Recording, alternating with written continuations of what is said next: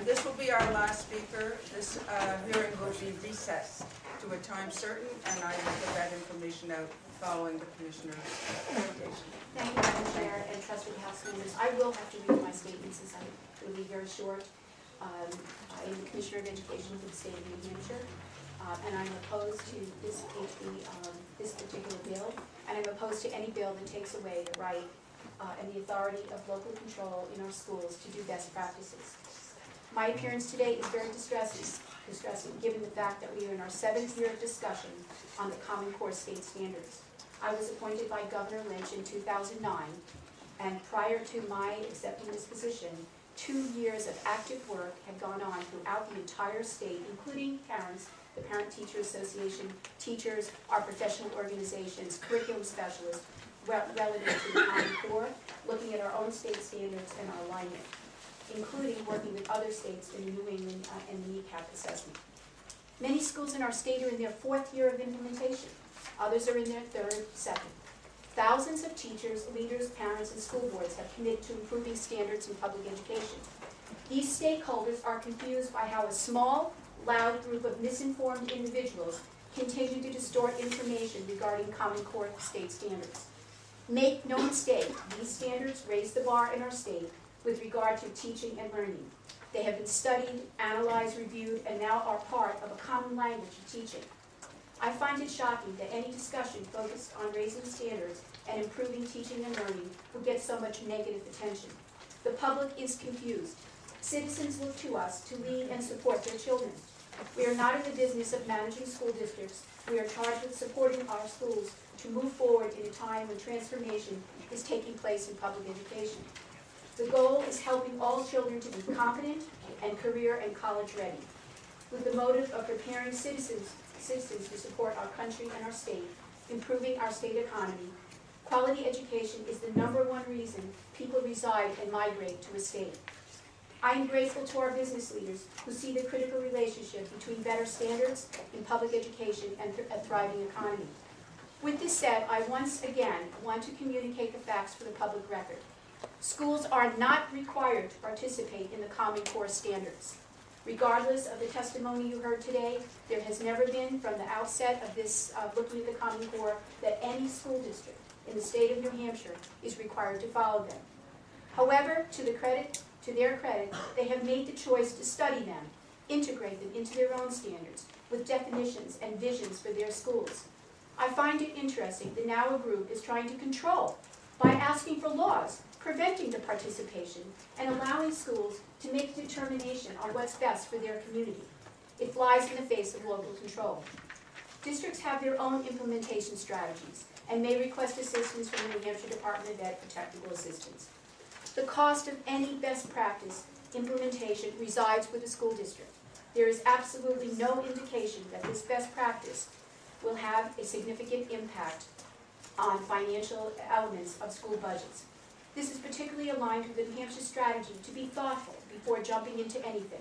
We should be proud of the mindful educators, school board members in our state that have made the decision to move forward carefully and look at the Common Core standards. These are critical facts, and all of the other distortions branched off of these areas. You have heard testimony after testimony. Smarter Balance is a new form of assessment that will enable us to see children in a different manner.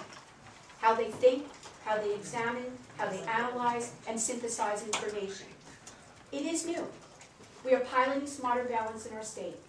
Volunteers in our states have come forward recognizing the value of a new way of assessing children that helps to improve teaching and learning. The best experts in the nation are helping to lead the way to transformative assessment that supports the success of each child and does not carry with it a punitive element of better or worse. I find it extraordinary that an assessment that improves teaching and learning has received so much attention. Thank you. Thank you to all who gave testimony. Parents are finally involved in better understanding their children and how they will perform. The privacy issue that you continue to bring up is being led by New Hampshire and none other than Representative Neil Kirk, who has been mentioned, who leads the country in ensuring that all students and families are protected. We are a leader. Change is difficult, but we all know the face of public education must change to meet the needs of students, preparing them for a complex society in their future.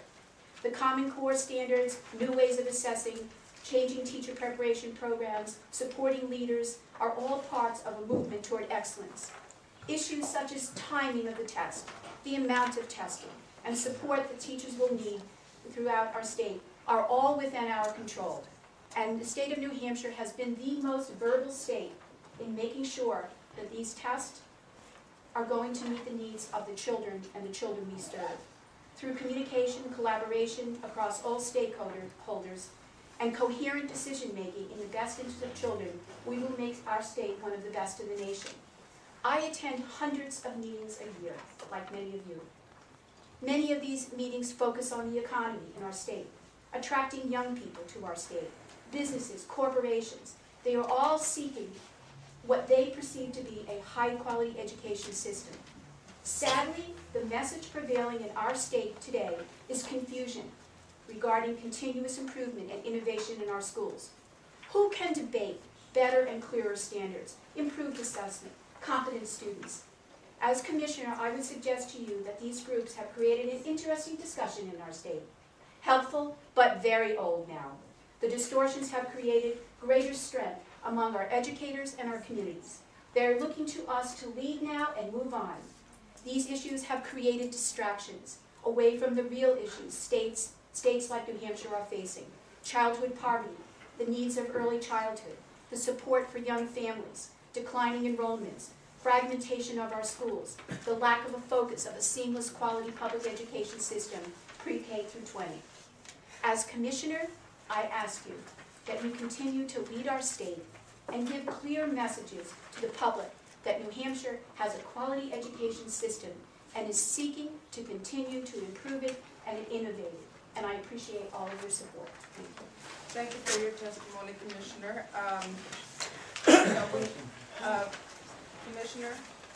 Commissioner, Yes. we have a question. Representative Yes. Bohm has a question, and also Representative Shaw would like your testimony. Yes, I will. And then we have to leave because there is a conflict to run. Representative Bohm? Yes, thank you. Madam Chair, thanks for taking the question. I have one question on the spotted ballots. The testing, we don't know who's going to grade this testing. So my question is, when these tests go in, what information as to student data, name, etc., is on the test that's going to be graded by some third party? Absolutely no identifying information is on the test. Absolutely. And by the way, just for everyone's information, the information resides within the school district. The New Hampshire Department of Education does not have access. Any reporting that's federally done is done nameless, and it is moved forward in terms of federal assessment. We do not know any individual student. Representative Fidel. Madam Chair, Commissioner.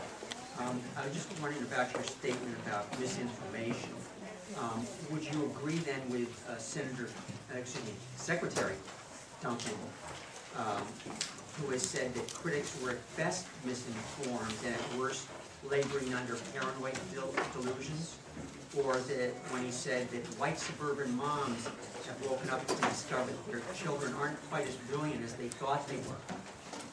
Well, Representative Corneli, I don't necessarily agree with everything Secretary Duncan has said. I wasn't there and I don't know the context, but I do know one thing, that the transformation of public education is absolutely critical to the democracy, and it's absolutely critical to the economy in our state, and that would be my statement. Thank you very much, Commissioner. Committee, before we adjourn, hold on, please. Before we adjourn, in the package of material that is being distributed, you have a letter from Dr. Sandra Stotsky, who has been a leader in terms of the opposition to the Common Core. You also have testimony in opposition to the bill from teachers in Nashua, so teachers in New Hampshire. So I would hope that you would read this material, and this hearing is recessed to a time certain, which will be next Thursday, February the 13th at 3 o'clock. That is all. Next Thursday, February 13th at 3 o'clock, because our other meetings are in the afternoon.